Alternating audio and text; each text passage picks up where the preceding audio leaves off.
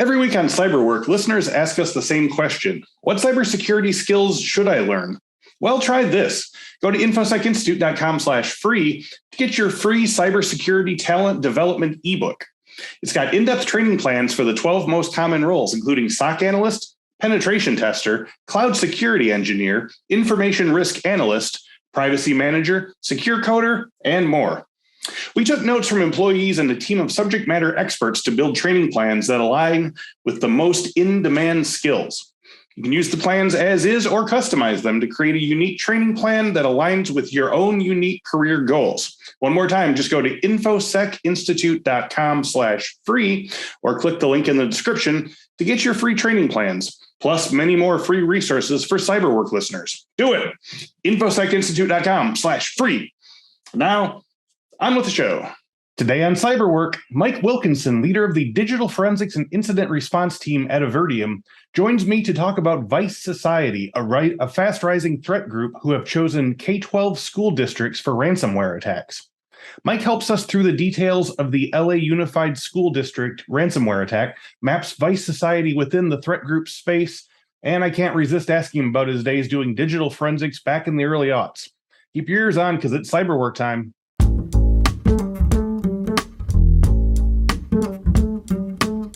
Welcome to this week's episode of the Cyberwork with Infosec podcast. Each week we talk with a different industry thought leader about cybersecurity trends, the way those trends affect the work of Infosec professionals, while offering tips for breaking in or moving up the ladder in the cybersecurity industry.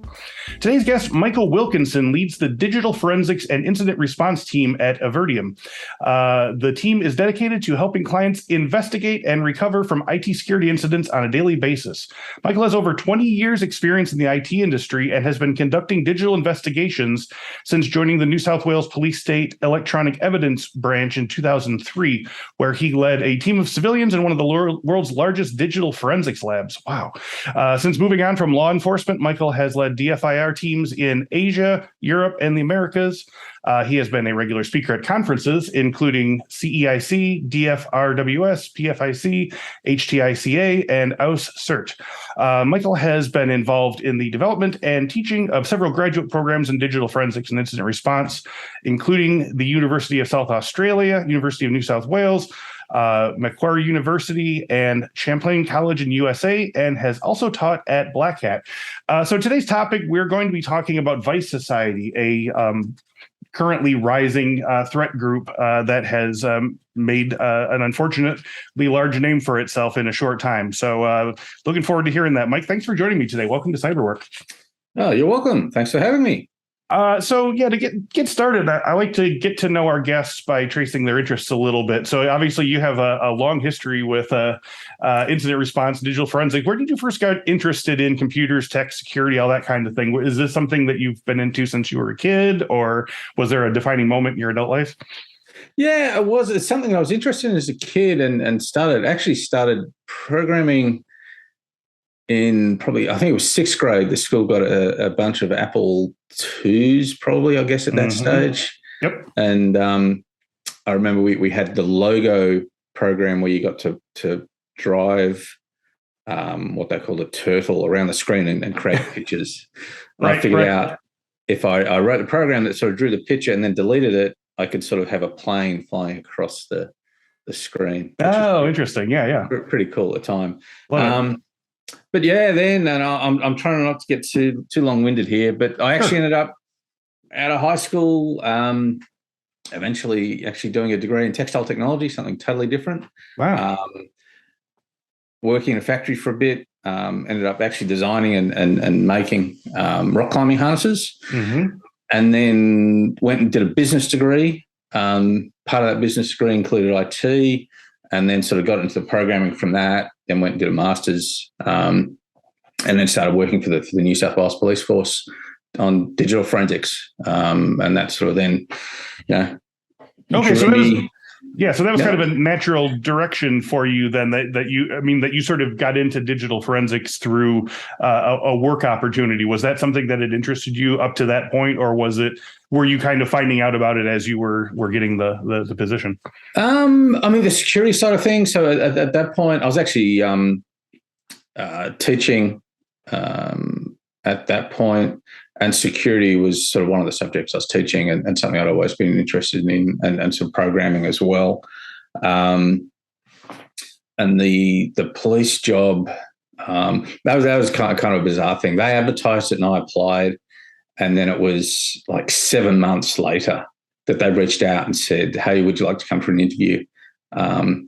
Which, government departments do work slowly every now and then. Yeah, but, I know. Yeah. We've been working on getting our GI Bill certification for a long time now. I know how paperwork works. But okay, so so I'm very excited to talk to someone in digital forensics. We're going to be doing a big series on that next year, and especially sort of debunking the way that digital forensics is portrayed on TV shows like CSI and what versus how it's, so you've kind of been doing this since digital forensics was a thing. Can you talk about how the technology or the process or everything changed, and also how the perception of it changed since people, thought we had like limitless, zoom ins and rotate the image and all the all the high-tech stuff that doesn't exist? Well, that was always the classic one. It's the NASA technology that lets you recover the image from the reflection in sunglasses, yes, of course, on the door handle or something like that. That's him, all right. Yeah, absolutely. I mean, it's fascinating. Like back in the early days, and this is actually before I started, but only a couple of years before I started, which was 2003. Just to give you an idea of the volume of data we're dealing with, it used to be standard to actually print out a listing of every file on a computer that you examined. So, you write up your report, you've got all your findings, and then just included as an appendix, it's just a list of every file that was on the file system. And I just can't imagine like the reams of paper you're going to go through if you're going to take that sort of approach. And it really was possible. I mean, by training in terms of learning file systems and things, and even when I was teaching file systems, we were still working on floppy disks. I'm looking at, how your FAT12 worked and having to manually decode. FAT12 is always a fun thing. That's just twist your mind around, particularly painful. A 12-bit numbering system, when viewed in a hex editor, everything gets sort of twisted up a bit. It's just quite painful.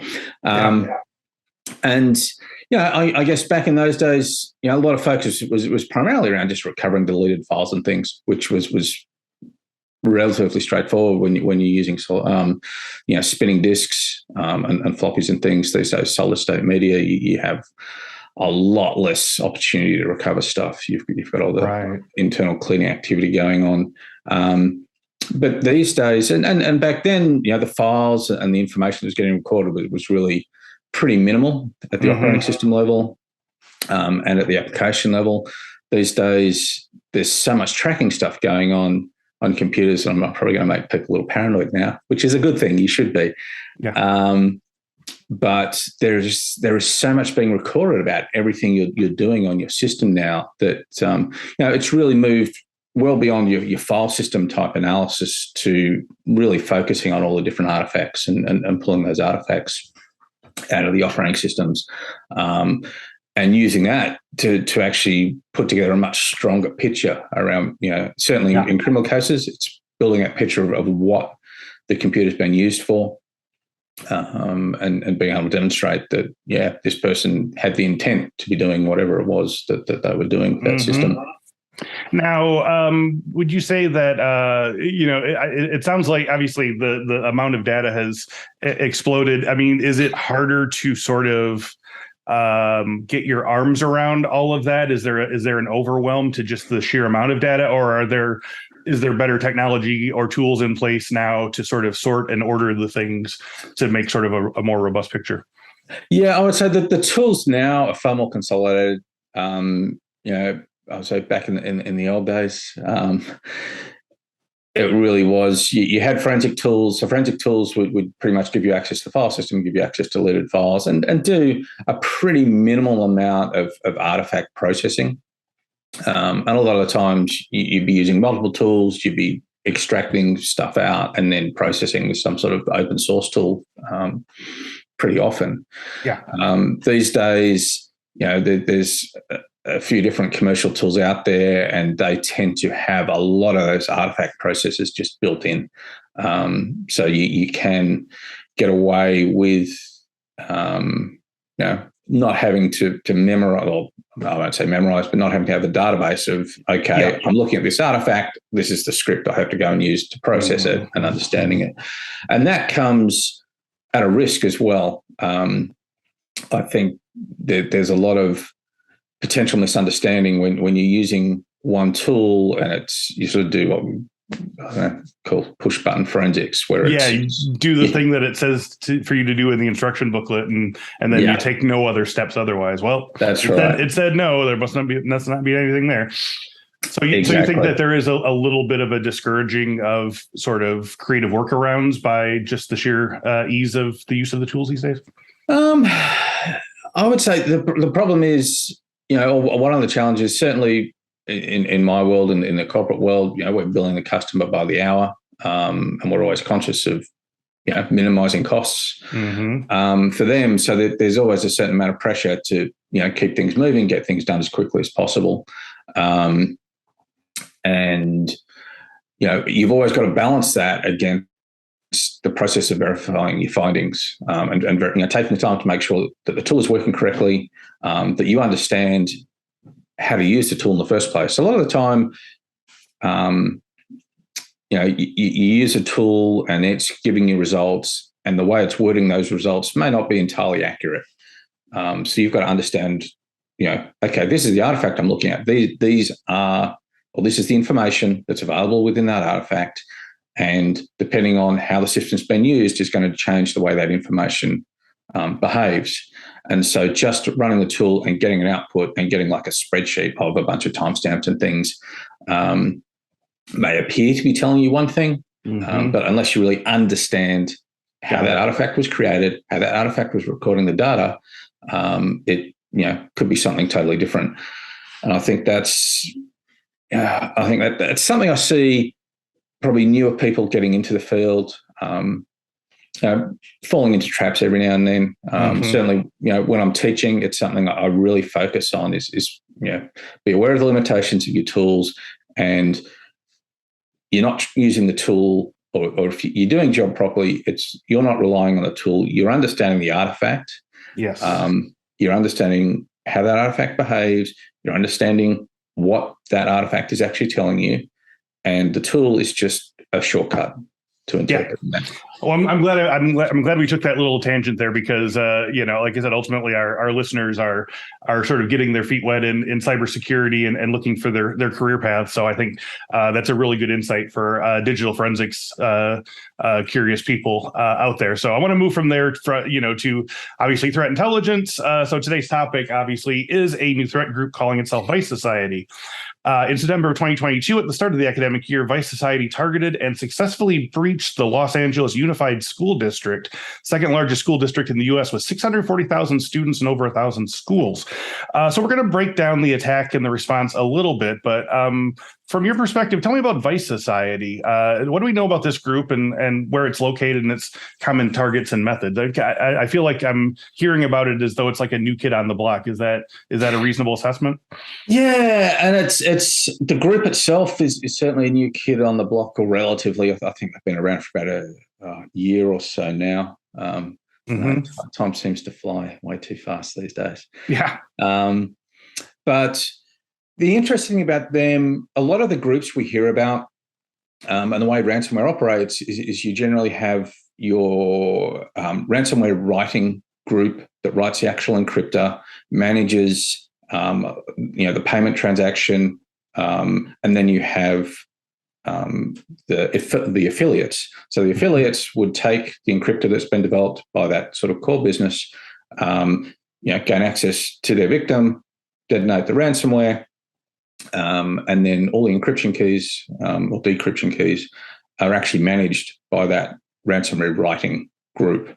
And they're the ones that will have the name associated with them, Conti and R-Evil and so on. Exactly.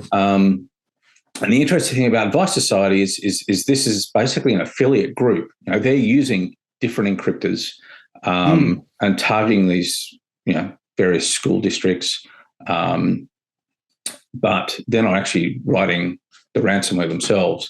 And there's lots of affiliates out there. There's a very large number of groups and individuals out there doing this sort of thing. But for the most part, we generally are identifying and linking back to the actual encryptor that they're using, rather than the actual group. So these guys are a little different from that aspect. Yeah. So, it would be easy enough to sort of think of these as kind of like warring mafia factions or something, when in fact you're talking more, it'd be like calling them, the 45 Society or the Sawed Off Shotgun Society or something like that. So, has it been made sort of clear that their primary targets are K-12 schools, or is that just some of the high profile things that have happened so far? Have they come out and said, like, this is our target, or is that just sort of what we've seen according to data? So they haven't specifically come out and said that they're targeting that. So there was an advisory from CISA that, yes, this group was targeting education. And certainly some affiliates do tend to target specific verticals or industries. Right. Based on, and it all comes down to money at the end of the day. I mean, these groups are there to make money. And with the more mature groups, they tend to, develop expertise in certain areas.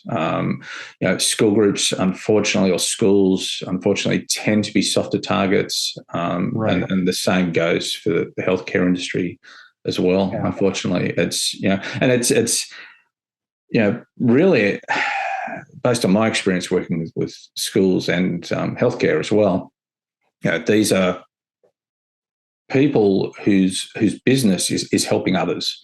They're, at the end of the day, they're fairly trusting. They're out, their focus is on giving access and making life as easy for their customers or students or patients as possible. Mm-hmm. And they don't necessarily have that same level of security.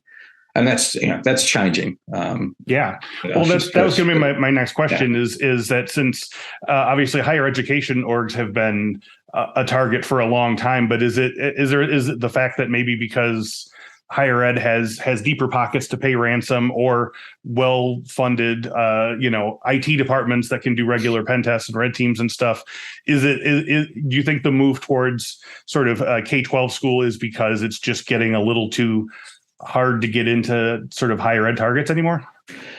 Yeah, I think that's probably it. It's, the deep pocket side. I mean, obviously, as long as people are paying the ransom, we're going to keep seeing ransomware. Right. And I think emotionally, if you're a school principal or a superintendent or whatever, you're in this position of making a decision: do I have to pay the ransom or not? They've got all the details on all these kids. Instinct is going to be, I want to do everything I can to protect the students, which then gives them that extra bit of pressure to get that ransom paid. And, that's part of the whole, I guess, maturation of the way these ransom groups are operating. In the beginning, they were just encrypting everything. They weren't exfiltrating data. And for the most part, that was enough to get people to pay the ransom. Right. And then they found, okay, people have identified the threat, but they're actually building more robust backup systems, or backup systems in the first place in many cases. And so then, okay, if we exfiltrate data, then we've got, more leverage. We've got that additional pressure to apply. And, I think, I've worked with school groups that have made the decision to pay the ransom, to prevent the sort of release of data, which is a tough decision to make. I mean, obviously these are criminals; you can't really trust them. Right. At the same time, in terms of value, a bunch of student data is not, of a huge financial value. It's not something that they can turn around and sell as easily as if you've got a bunch of credit cards, or if you've got a bunch of insurance details for patients and health insurance details or something like that. Monetizing student data is harder and therefore worth less. So it's this might be sort of out of your area of experience, but I kind of want to talk about the differences in response. So I mean, we know Vice Society exfiltrated 500 gigs of personal information from students and threatened to leak it public, but LAUSD, quoting your report, said, the district was not going to pay the ransom to prevent data from being leaked because it was not a guarantee the hackers wouldn't end up leaking the data anyway. The district believed that the money could be put to better use, such as funding different needs for students and their education. Now, of course, by comparison, Cedar Rapids Community School District in Iowa made the decision to pay the ransom to minimize disruption from the loss of the data. Without, trying to use like a crystal ball or whatever, do you have a sense of what some of the metrics are in terms of thinking about, okay, we know they're going to leak the data. What do we do to kind of minimize the damage of that? Have you worked with organizations that have made that calculated decision? And can you talk about sort of non-tech measures that can be, put out there to sort of, make sure that this doesn't lead to anything from cyberbullying to, discrimination or any other sorts of things? Yeah, so I mean, there's a bunch of different considerations there. Making that decision of do we pay or do we not pay in order to protect the data is, as I said before, that's a tough decision. And it's an interesting thing I've seen over the past 2 years or so. We help a lot of organisations that have been hit with ransomware, and help them with the negotiations and things, and provide whatever guidance we can around the decisions, the risks, and everything else. And there's been a trend, I would say, over the past year or so, where people are less and less likely to pay in order to prevent the release of data. When we first started seeing the shame sites, it was really common to pay. Organisations would go and look at, I guess back in those days, say the Conti or the Our Evil shame site. They'd see all the different logos of the companies that hadn't paid. They're up on the site. They're clearly visible. And they'd be, we don't want our name up there. We'll come to some agreement. And I think these days it's so common to hear this happening. That it doesn't have that same impact anymore. And then in terms of protecting people, credit monitoring is a really standard thing that's provided generally. I think it changes state by state. I'm certainly not a lawyer. I don't know the requirements for every state. Of course, yeah. But credit monitoring is pretty standard to provide to any victims that have had their data leaked. In terms of the cyberbullying and in terms of actually accessing the data, I mean, it's interesting. Most of the groups, I guess the well-organised groups that do have these shame sites, they are publishing the data. They are making it fairly available for anyone to download. And now that you mention it, I mean, certainly in terms of bullying and things, that's not something I've seen or am aware of. Right. But at the same time, it's not something I've specifically looked for and investigated. Yeah, I guess I'm sort of hard. I'm trying to imagine what kind of personal information about students is making it out there. Whether it is just home addresses or financial data or other And it's certainly, I mean, schools have or potentially have healthcare data and stuff. So there is potentially sensitive information there that could be getting out, and that's probably the most disturbing aspect. The other problem we have is that even if you do pay the ransom, there's still no guarantee that the data is not going to get out there somehow. Right. You are dealing with criminals; they've already broken into the systems. In terms of morality, they don't have a whole lot. So hindsight obviously is 2020, and everyone knows to watch for breaches after they've been breached. But for school districts, especially lower level education, who might not be watching as closely, or who are just now finding out that they have a target on their back more than in the past, what tips, especially if you have any low or no cost improvements, and so many schools are underfunded, what tips do you have to help them strengthen their security posture and protect infrastructure from attacks like these? Yeah, I mean, okay, full disclosure here, I work for a company that is also an MSSP. So, we provide managed security services, but I think outsourcing really as much as possible, and even not so much from the MSSP perspective, but Chromebooks, Office, Microsoft, Google all provide hosted environments that have pretty robust security infrastructure around that.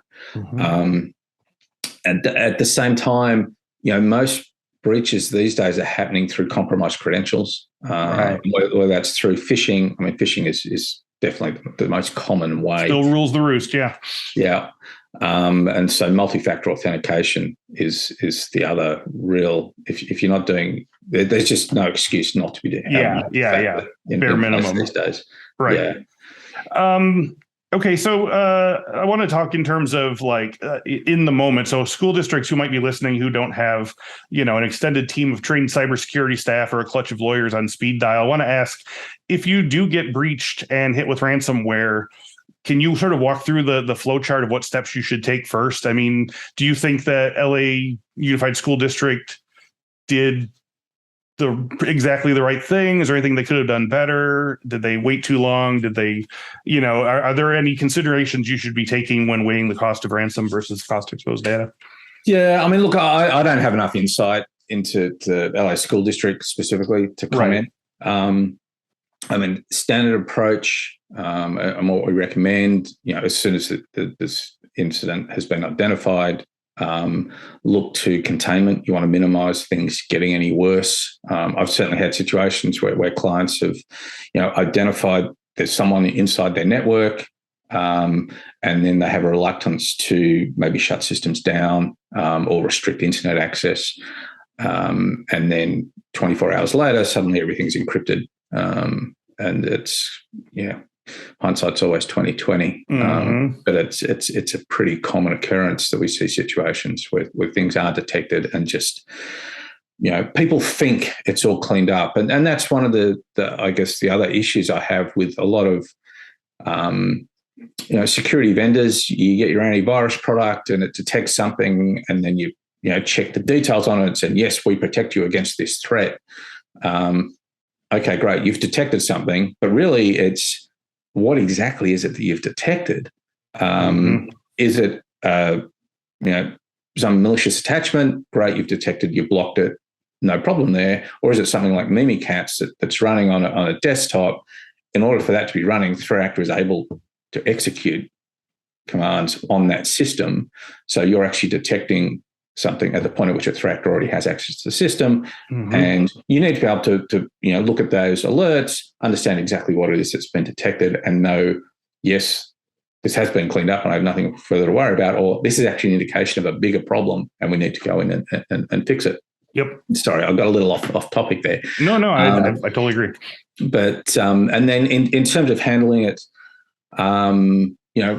once something goes on or incident is concerned, a couple of key things.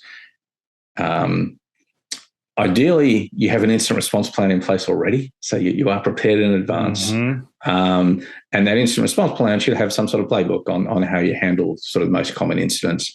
And it's some of the tougher decisions. It's, okay, do we pay, do we not pay, do we contact or do we don't contact? Some of the, having decision trees and guidance in the plan that can help you in those stressful situations is super valuable. The other thing is making sure you're actually preserving evidence. Instinctive reaction of a lot of IT guys is like, oh yeah, I've detected malware on the system, I'm just going to wipe it, restore it, and we can move on. And by doing that, you've just lost a bunch of critical evidence, or potentially lost a bunch of critical evidence. Yeah, good point. And for us, when it comes to the exfiltration, so normally ransomware type scenario, initial access will happen sort of 2 weeks to 2 months prior to the encryption taking place. And exfiltration will happen before encryption happens. Right. So if you're just running around cleaning up, wiping systems, rebuilding them and everything else, then you're potentially losing that evidence around the exfiltration. Interesting. Yeah. Which then becomes, and super important. I mean, if you're then facing litigation or you have concerns, you want to figure out exactly what's been taken. From a forensics perspective, if the systems haven't been wiped, most of the time we can figure out what's been taken. If there's enough evidence on the system left behind by what the threat actor has been doing, we can see, yes, they were browsing to your financial team's share file. They've zipped everything up. They saved it to this computer. Then they've uploaded it to Mega or something. And we can trace all of that and figure out, this is exactly what they've taken. But if systems are getting wiped, then we can't do that. Yeah, and I mean, I wonder if some of the wiping of the system is for expediency, and some of it is just sort of, like a child who breaks a vase and wants to cover it up by throwing it away. Like, is there kind of a shame factor of like, I just don't want to think about it. Let's just wipe it and start over. Then no one will have to know that I. Yeah, and I mean, there is certainly a bit of a shame factor, and I think that's a bit of a pity because really, it's they're the victim. Someone else has just committed a criminal action on whoever's systems. And it happens to so many organizations. It's really, if you look at the list of some of the organizations that have been compromised, there are a lot of different victims out there, a lot of well-funded, well-organized companies that have still ended up compromised. So I think, and from that aspect, admitting upfront that you have a problem is the best way to get about resolving it and addressing it. Well, that's great because you moved from response plan to sort of the threat research angle, and which is obviously your area of expertise in digital forensics. So I want to turn this back into from the career perspective for any listeners who are trying to break into cybersecurity or move into a different facet of the industry and might like to do the kind of work that you do with threat research, threat intelligence, and sort of being on the front lines. Can you talk about some solid skills, experiences, or innate talents that make someone an especially good threat researcher? What would you need to see on a resume to like be excited about a candidate? Yeah. So look, I like to see a broad background, and really when I'm hiring, I'm actually looking for experiences beyond just this field. And whether you're talking to sort of digital forensics, incident response, threat intelligence, I like people to be bringing something else to the job, so that they have a good understanding of. And that's, I guess, for me, it's all about the context. You need to be able to put whatever it is you're looking at into context. So whether it's coming from law enforcement or coming from a data science type background, just working the front lines, having been a sysadmin and helped schools or whatever type of organization, doesn't really matter. Manage systems, worked in programming. Programming's awesome because threat intel side, you potentially crunching a lot of data. You're looking at malware reversal and that sort of thing. Where all the nuts and bolts are in the machine. Go right to the source of the problem. Exactly. And the other thing is, and I think this applies to any security type job, is you've got to have a real passion for learning. If you want a job where you're just sort of working 9 to 5 and you can walk away at the end of the day and forget about work, this isn't it. It's really, you got to be spending a lot of time just, reading, learning, teaching yourself, staying on top of things. And you got a copy of VMware or VirtualBox or something, and you've got a decent lab set up so that you can test out different things and play around with them. And you really got to enjoy doing that. It's got to be, I've got guys that will spend their weekend playing around with malware, and then come to work on Monday and continue playing around with malware. Right. Give a report on what they did over the weekend. Exactly. And it is. And really, if you're that passionate about it and you enjoy it, then is it really work in the first place? Which is a really awesome position to be in. Absolutely. So as we wrap up today, you mentioned it before, but I'd love to have you tell us about your company, Avertium, and some of the projects and developments you're eager to talk about, your MSP or any other new things happening going into 2023. Yeah, sure. So Avertium is a security services company. So we have a managed services side, really focused around the MDR side of things, sort of Microsoft and SentinelOne. And I guess I'm biased. Okay, from my perspective, coming from incident response, EDR is super valuable. Scenes and things are good, but EDR is better. I just think everyone should have EDR. Yeah. So we focus on the managed EDR, but we also do a bunch of SIEM and log management stuff as well. And then also professional services and professional services, it ranges from sort of basic compliance assessments, security assessments up to virtual CISOs. So we can really come in and help an organization figure out where are your security gaps, what you need to fix, and then provide them with that roadmap to get it all fixed out. And then my team, which I think is the best team in the company, but I may be slightly biased there. Sure. We're the ones that go in when things go bad, and get to do the investigations and figure out what went wrong, and help clients deal with that situation. Cool. So it does get super stressful, but it's also really interesting and really satisfying because it generally. I have to imagine, that's to feel like you're the, you're the Magnificent Seven or whatever that gets to come in and take care of business. That's always going to be exciting. So, one last question, the most important question of the entire episode: if our listeners want to connect and learn more about Michael Wilkinson and Avertium, where should they go online? Yeah, so Avertium.com, or I guess www.avertium.com. Avertium. Yes, that is correct. And then if you want to look me up, you can look me up on LinkedIn. I am on Twitter, but I've got to confess that I haven't used it for a few years. Yeah. No one I've talked to who I enjoy talking to has said like, yeah, I'm on Twitter all the time. Like everyone I know, they're all like, I can't be near that sewer. So I understand. That's great. So find Michael on LinkedIn, find Avertium at avertium.com. And Mike, thanks for joining me today. Oh, you're welcome. It's a pleasure. And as always, I'd like to thank everyone at home for listening to and watching the Cyberwork podcast on an unprecedented scale for 2022. We've nearly tripled our numbers since the middle of the year, and we're delighted to have you all along for the ride.